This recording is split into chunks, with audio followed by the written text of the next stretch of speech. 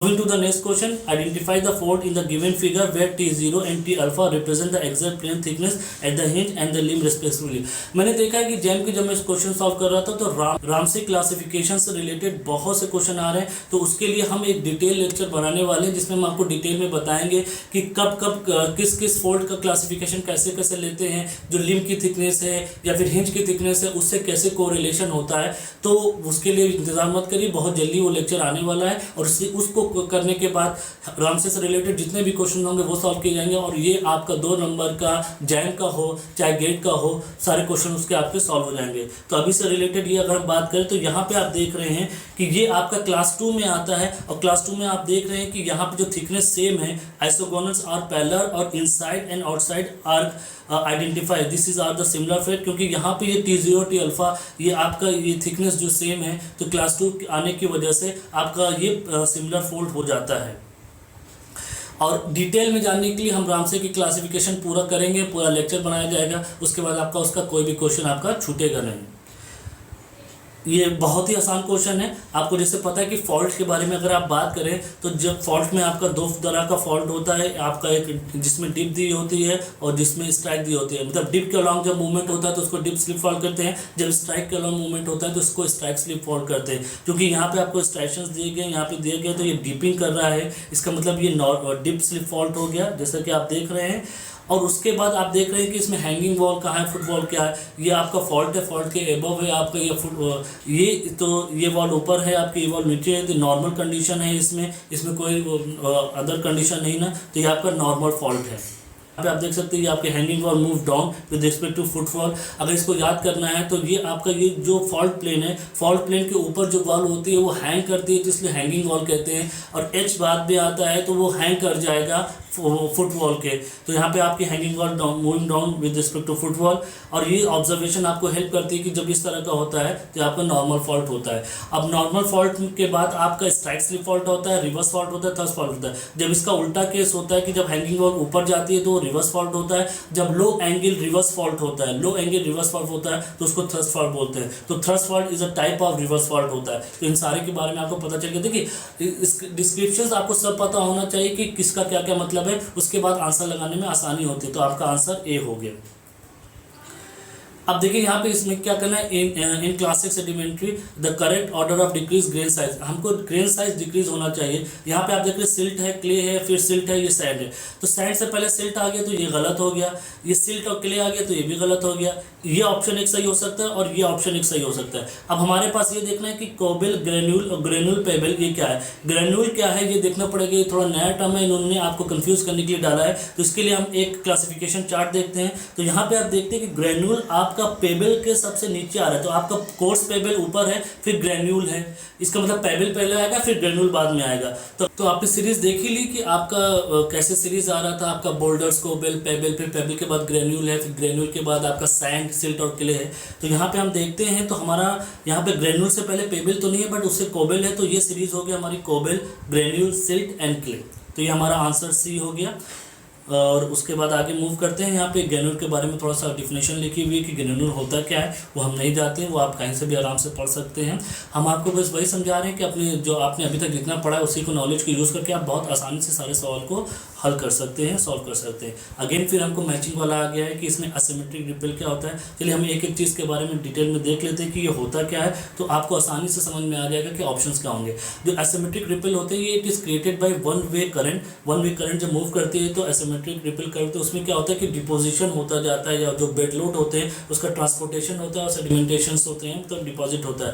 तो it is somehow related to your P2 मतलब bed load transportation of sediments जो होते हैं उसकी वजह से असिमेट्रिक रिपल बनते हैं। तो आपका P2 ऑप्शन हो गया। यहाँ पे आप P2 में देख रहे हैं तो ये कैंसिल हो गया और ये कैंसिल हो गया, हमारा बी और सी का ऑप्शन हो गया। उसके बाद तो डिश एंड पिलर ये जब वाटर स्केप कर जाता है, पॉसिबिलिटी अगर वाटर स्केप, तो उससे जो फीचर बनता है वो डिश और पिलर के स्केप का आता है। तो Q आपका हो गया आपका वाटर स्केप, तो Q1 हो गया।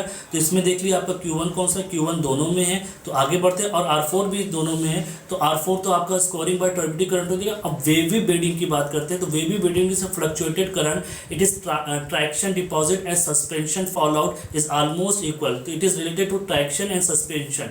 तो आपका ट्रैक्शन एंड सस्पेंशन का देखेंगे तो ये आपका S3 हो गया, तो इनमें जो S3 होगा वो ऑप्शन होगा, तो आपका आंसर B हो गया। तो इस तरीके से आराम से आपने देख लिया कि असिमेट्रिक रिपेल सेडिमेंटेशन ट्रांसपोर्टेशन से बनता है, डिश एंड पिलर आपका वाटर स्केप की वजह से बनता है, फ्लूइड कास्ट आपका टर्बिडिटी करंट की वजह से बनता है, वेवी बेडिंग आपका traction deposit and suspension fall out की वजह से बनता है। ऑल आर आपका आप देख सकते हैं कि जो मॉर्फोलॉजी की कोई भी अच्छी से बुक उठाते हैं तो इसमें आपको बहुत डिटेल में ये चीज़ बता दी जाती है। आगे मूव करते हैं कि the correct pair of metal and the ore mineral is, इसमें हमको देखना पड़ेगा जो निकिल है तो स्पेलेराइट उसका फॉर्मूला क्या होता है और क्या स्पेलेराइट वाकई में निकिल फॉर्मेशन करता है। तो इसी तरह एक एक ऑप्शन को देखते हैं। चलिए यहाँ पे हम जो हमारा निकिल स्पेलेराइट है इसका फॉर्मूला होता है ZnFeS होता है और ये ओर ऑफ जिंक होता है ना कि निकिल का होता है। टिन जो होता है कैसेटेराइट होता है, ये SnO2 होता है, ये टिन ऑक्साइड ही होता है और टिन का ही ये आपका ओर होता है। तो ये ऑप्शन आपका ये सही है। उसके अलावा हम जिंक देख देते हैं जिसका पायरोल्यूसाइड है, पायरोल्यूसाइड जो है MnO2 होता है जो कि ओर ऑफ मैग्नीज है। और लीड के लिए जो बोर्नाइट लिखा है बोर्नाइट का फॉर्मूला होता है Cu5FeS4 जो कि कॉपर का है, तो ये लीड का नहीं है। तो हमारा ऑप्शन हो गया B हो गया जो हमने ऑलरेडी लगा दिया है। जो स्पेलेराइट के बारे में दिया वो जिंक का ओर है, कैसिटेराइट आपका टिन ऑक्साइड का है, पायरोलोसाइड आपको मैग्नीज का है और बोर्नाइट आपका कॉपर का है। अगर उमेश प्रसाद आप आराम से पढ़ते हैं तो शुरुआती चैप्टर में बहुत डिटेल में दिया गया है और सब जैसे हमने बोला जैम वालों को सब पूरा डिटेल में पढ़ने की जरूरत नहीं ना, उनके टॉपिक वाइज जैसे जैसे क्वेश्चंस अगर आप देख लेते हैं तो आराम से वो क्वेश्चन से टॉपिक चूज करके उतना ही टॉपिक अगर पढ़ लेते हैं तो आपका काम हो जाएगा।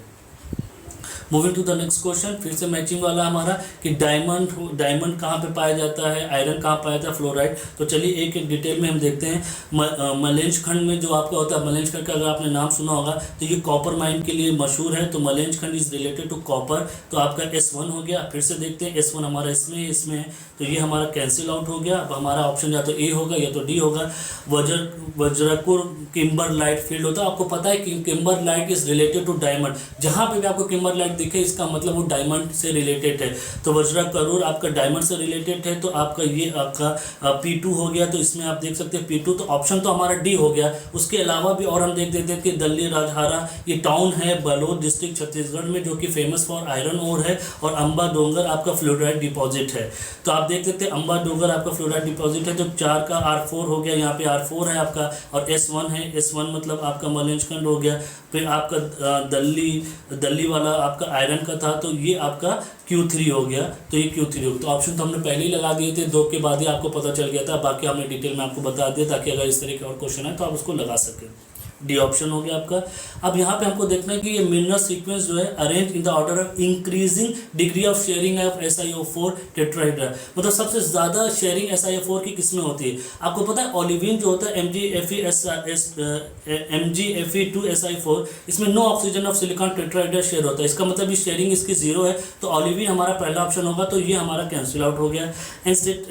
एंस्टेटाइट की बात करें तो इसमें 2 ऑक्सीजन एटम शेयर पर टेट्राहेड है, तो ये हमारा सेकंड ऑप्शन होना चाहिए। तो हमारा ये सेकंड ऑप्शन B हो गया। इसका मतलब ऑप्शन तो हमारा B होगा। और हम देख लेते हैं कि क्या हो सकता है इसमें। Tremolite it is sometimes share by the 2 oxygen और why some are share 3 oxygen, तो ये समहाउ ये 3 नंबर पे आएगा क्योंकि जो कॉर्ड्स होता है इसके all 4 silica tetrahedral share to form 3 dimension network. तो इसमें कॉर्ड्स में सबसे ज़्यादा शेयरिंग होती है। तो ये 2 ऑप्शन हो सकते हैं, बट इसमें आप देख रहे हैं कि इसमें आपकी शेयरिंग में सिर्फ 2 ही टेट्राहेड्रल होता है। तो ऑप्शन हमारा B हो गया। तो हमने ऑप्शन वाइज भी अपने सोल्यूशंस को देखने हैं ताकि लॉजिकली आंसर वो सही हो। तो इसका सीक्वेंस क्या होगा, ओलिविन, एंस्टेटाइट, ट्रेमोलाइट, क्वार्ट्ज। क्वार्ट्ज में सबसे ज़्यादा शेयरिंग होती है और ओलिविन में कोई भी ऑक्सीजन शेयर नहीं होता। Okay, moving to the next question, the metamorphic facies series that explain oceanic subduction zone metamorphism is. यहाँ पे आपको पहले समझना पड़ेगा सबडक्शन जोन में जो मेटामॉर्फिज्म होता है वो कैसे कैरेक्टराइज होता है। ये आपका सबडक्शन जोन का ओशियानिक सबडक्शन जोन का ये कैरेक्टराइज बाय होता है लो टेम्परेचर एंड हाई प्रेशर। तो हम लो टेम्परेचर हाई प्रेशर की बात करेंगे तो हमारा टेम्परेचर तो यहीं पे रहेगा, हाई प्रेशर आपका नीचे जैसे जाते जाएंगे वो बढ़ता जाएगा विद डेप्थ। अब आपको मैं बता दूँ कि ये जो प्रेनाइट एंड पेम्पिलाइट जो होती है ये सीरीज ट्रांजिशनल सीरीज है बिटवीन आपका ये zeolite and clay to green schist जो होती है आपकी, इसकी ट्रांजिशनल सीरीज में आपका ट्रांसलेशनल सीरीज में आता है आपका प्रेनाइट एंड पेम्पिलाइट। तो आपका जो सीरीज बनेगा, देखिए अब आपको ये समझ लीजिए कि आपका लो टेम्परेचर ही रखना है हमको, तो हम ज़्यादा टेम्परेचर इंक्रीज नहीं कर सकते, तो हम आगे नहीं जा सकते, तो हम समहाउ हम यहीं तक अपने आप को रिस्ट्रिक्ट करेंगे। और इसमें देखिए कि हम सिर्फ एक्लोजाइड तक जा पा रहे हैं कि ज़्यादा टेम्परेचर हम इंक्रीज नहीं कर सकते। और आप देख रहे हैं कि एम्फीबोलाइट, ग्रेनुलाइट, पायरोक्साइन, सेनिडाइन, ये सब बहुत ज़्यादा ही high temperature high pressure metamorphic grade के हैं। तो हम अगर अपने आप को सिर्फ इस पे ही रिस्ट्रिक्ट करें कि low temperature and high pressure metamorphisms की बात करें, तो लो टेम्परेचर हाई प्रेशर आपका ब्लू शीट इक्लोजाइड फेसिस, ये आपके करेक्टरिस्टिक्स होते हैं उसके। तो समहाउ रिलेटेड टू सिर्फ वर्डिंग पे जाएं तो हमारा जो आंसर होगा वो ए होगा, जिसमें हमारा ब्लू शीट फेसिस और इक्लोजाइड फेसिस पे जाके वो खत्म हो जाएगा। Moving to the next question, the correct combination of textural features of magmatic rock with corresponding petrological processes। अब देखिए आपको जो जब मिनरल्स बनते हैं तो उसमें बहुत सी रिएक्शंस होती हैं। जैसे आप अगर सॉलिड सोल्यूशन की बात करें तो उसमें कुछ रिएक्शंस होती हैं, उनके नाम होते हैं। जो हमारे मिनरल्स ग्रोथ होती है उसके अलग अलग नाम होते हैं, तो उन्हीं के बारे में थोड़ा डिस्कस किया गया है। और वो अगर कैसे रिलेटेड है कि अब जब वो आपके कुछ रिएक्शंस होती हैं तो उससे रिलेटेड क्या मिनरल्स बनते हैं, क्या फीचर्स होते हैं, वो उसी का क्वेश्चन में पूछा गया है। तो आपका पहले जो एक्सोल्यूशन होता है, एक्सोल्यूशन होता क्या है? Process by which a solid solution phase unmixes into two separate phase in the solid state. इधर हम इसको हम सब सॉलिडस भी बोल सकते हैं। तो मतलब क्या है कि एक्सोल्यूशन लैमिनी जो बनता है या सब सॉलिडस कूलिंग की वजह से बनता है। तो ये ऑप्शन आपके करेक्ट आंसर में आता है, तो ये तो आपका सही हो गया। उसके बाद हम और चीज़ देख लेते हैं कि क्या रिएक्शन रिंग यूटेक्टिक क्रिस्टलाइजेशन से बनता है? नहीं, ऐसा नहीं ना। आप देखेंगे तो रिएक्शन रिंग जो form by the peritectic crystallization की वजह से आपका रिएक्शन रिंग बनता है। और ग्राफिकल इंटरग्रोथ आपके मिनरल्स की इंटरग्रोथ की होती है, मतलब इसमें बहुत बड़े बड़े आपको मिनरल्स बनते हैं। और जैसा कि यहाँ पे ये क्विंचिंग की बात कर रहा है, आप अल्ट्रामेट क्विंचिंग का मतलब होता है जब आपका अल्ट्रामेट्रिक रॉक क्विंच होगा तो उसमें ग्लासी फीचर होंगे, तो उसमें जो मिनरल्स ग्रेन होंगे बहुत छोटे छोटे होंगे, तो एक दूसरे को कॉन्ट्राडिक्ट कर रहा है। जबकि ग्राफिकल इंटरग्रोथ में आपको मिनरल्स बहुत बड़े बड़े मिलेंगे। यहाँ पे आप देख सकते हैं, it is the intergrowth of the crystal mainly feldspar and quartz that produce a type of poikilitic texture in which larger crystals have a fairly regular geometric outline and orientation and resemble cuneiform writing। उसके बाद जो स्फेनिक texture होता है ये peritectic crystallisation से बनता है? नहीं, ऐसा नहीं ना। आपका spinifex texture is a long acicular phenocryst of olivine or pseudomorphs of alteration mineral after olivine और pyroxene which gives a rock a bladed appearance. ये क्विंचिंग की वजह से होता है, ये उससे भी रिलेटेड नहीं है। तो आपका सही आंसर है exsolution लैमिनी।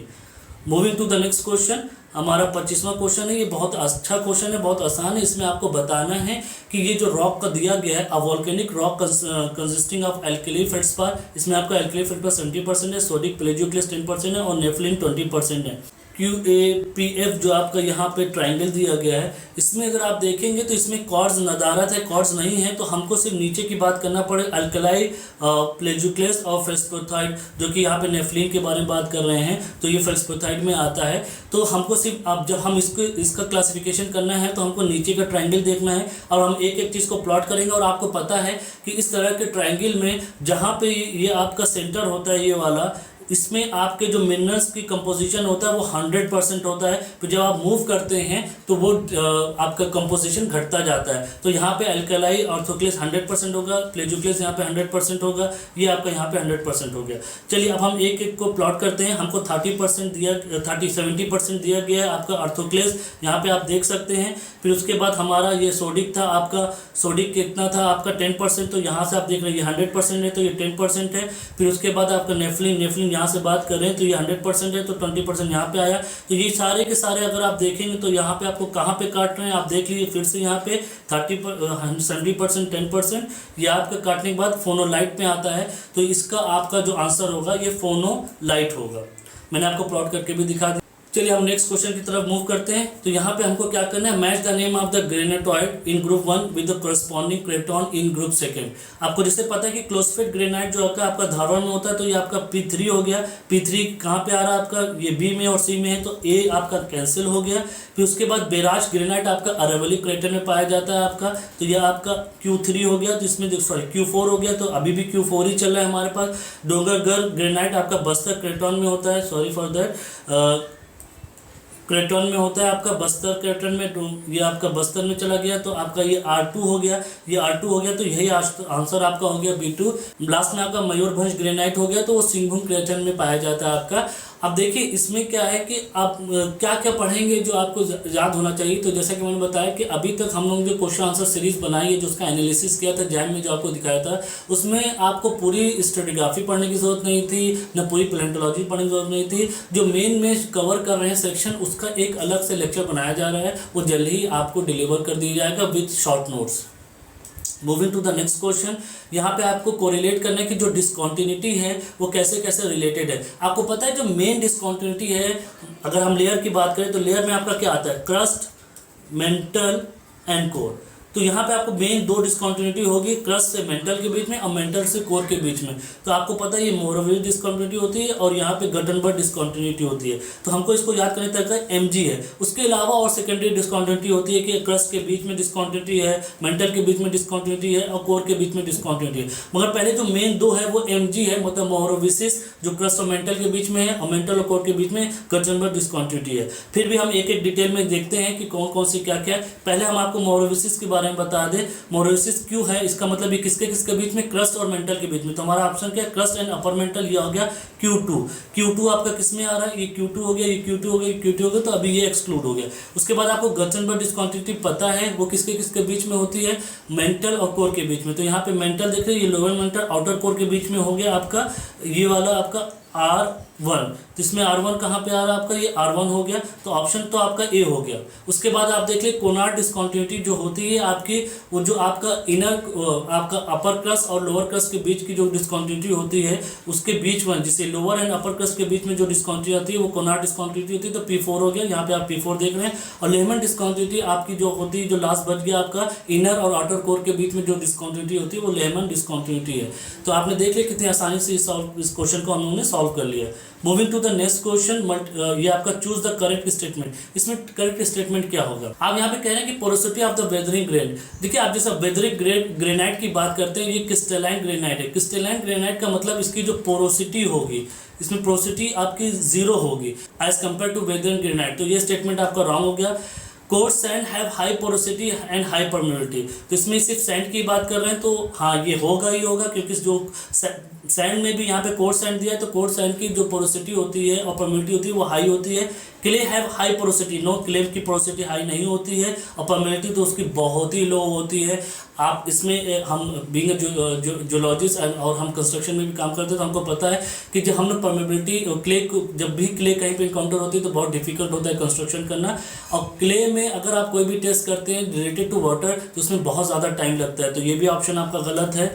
Ground water table does not fluctuate. Ground water table fluctuate होता है अगर आपका ग्राउंड वाटर, अगर आप पानी निकाल लेते हैं, ड्रेन आउट कर लेते हैं, तब भी ग्राउंड वाटर फ्लक्चुएट होता है। अगर या तो उसमें आप पानी भरते हैं तब भी ग्राउंड वाटर फ्लक्चुएट होता है। तो ये भी आंसर गलत है, तो आपका आंसर बी होगा यहाँ पे। अब मूविंग टू द, ये बहुत ही सिंपल क्वेश्चन है। यहाँ पे आप देख रहे हैं इस तरह का बना हुआ है, ये एंगुलर अनकन्फर्मिटी है, डिटेल में जाने की जरूरत ही नहीं ना। ये एंगुलर टाइप की अनकन्फर्मिटी, यहाँ पे ये आपकी जो T लेयर है और ये S लेयर है, ये आपकी एंगुलरिटी बना रहा है, तो ये एंगुलर अनकन्फर्मिटी हो गया। अगर आप डिटेल में और अनकन्फर्मिटी के बारे में जानना चाहते हैं तो यहाँ पे देख सकते हैं कि डिसकन्फर्मिटी क्या होता है। और हमको लगता है सारे बच्चों को बहुत ज़्यादा पता है, इसमें ज़्यादा टाइम वेस्ट करने की जरूरत नहीं ना, कि डिसकन्फर्मिटी कितनी तरह की होती है और हर में क्या क्या होता है। तो हम इसमें ज़्यादा डिस्कस नहीं करेंगे। Moving to the next question, यहाँ पे हमारा जो लास्ट क्वेश्चन बचता है, इसमें हमको बताना है कि ये जो फॉसिल्स हैं ये किस किस फैमिली से या फाइलम से रिलेटेड है। तो 1 बाय 1 हम देखते हैं। हमारा क्या है, ये जो प्रोडक्टस है तो जीनस ऑफ एक्सटिंक्ट ब्रैकोपॉइड से रिलेटेड है। उसके बाद देखते हैं रेडलीचिया, ये ट्राइलोबाइट है, ये आर्थ्रोपोडा फाइलम से बिलोंग करता है, तो ये भी सही है हमारा। उसके बाद क्या है, बेलिमेंटाइटिस में ये आपका एक्सटेंटिव ग्रुप है विद इन सब क्लास सोलिडिया ऑफ क्लास सेलिफोडा, तो ये भी सही है आपका। तो इसका मतलब यही आंसर गलत हो गया। बट ये गैरिफिया है क्या, ये देख लेते हैं। It is a genus of extinct bivalvia, और जो बाइवॉल्विया आपको पता है क्या होता है, ये गैस्ट्रोपॉड्स में नहीं आता, इसलिए आंसर गलत है आपका। इस तरह जैम में जो आपके फॉसिल से रिलेटेड भी 2-3 क्वेश्चन पूछे जाते हैं, तो वही पूरी चीज़ें हम उसका एक चैप्टर, एक शॉर्ट नोट्स बना के रखते हैं कि उसमें से ही हमको पढ़ना है, और उसको पढ़ने के बाद हम जैम क्लियर कर लेंगे। बट मैं आपसे फिर से रिक्वेस्ट करता हूँ, हमको 2 क्या 3 फोल्ड स्टडी करना है। 3 फोल्ड स्टडी का मतलब क्या करना है, आपको अपनी बीएससी का भी एग्जाम क्लियर करना है अच्छे नंबर से, गुड मार्क्स से। उसके बाद आपको अपनी नॉलेज भी इंक्रीज करना है। साथ साथ आपको ये भी देखना है कि आपको जैम में अच्छी रैंक लानी है। तो हमारा 3 फोल्ड एग्जाम्स होंगे, 3 फोल्ड तरीका होगा सॉल्व करने का। और अब आपके कमेंट्स आप हमको दीजिए कि किस और तरीके से और बताया जाए, या कोई क्वेश्चन आपको एक्सप्लेनेशन में नहीं समझ में आया तो उसको भी ज़रूर बताइए। तो अभी तक के लिए इतना ही। इस वीडियो को प्लीज़ आप लाइक करिए, अपने दोस्तों से शेयर किए, और इस चैनल को सब्सक्राइब करना मत भूलिए। जो रेड बटन आपको दिख रहा है उसको ज़रूर बताइए, और बेल आइकन को तो ज़रूर क्लिक कर दिए ताकि जैसे ही मेरा नया वीडियो आए तो आपको अपडेट मिल जाए। Thank you.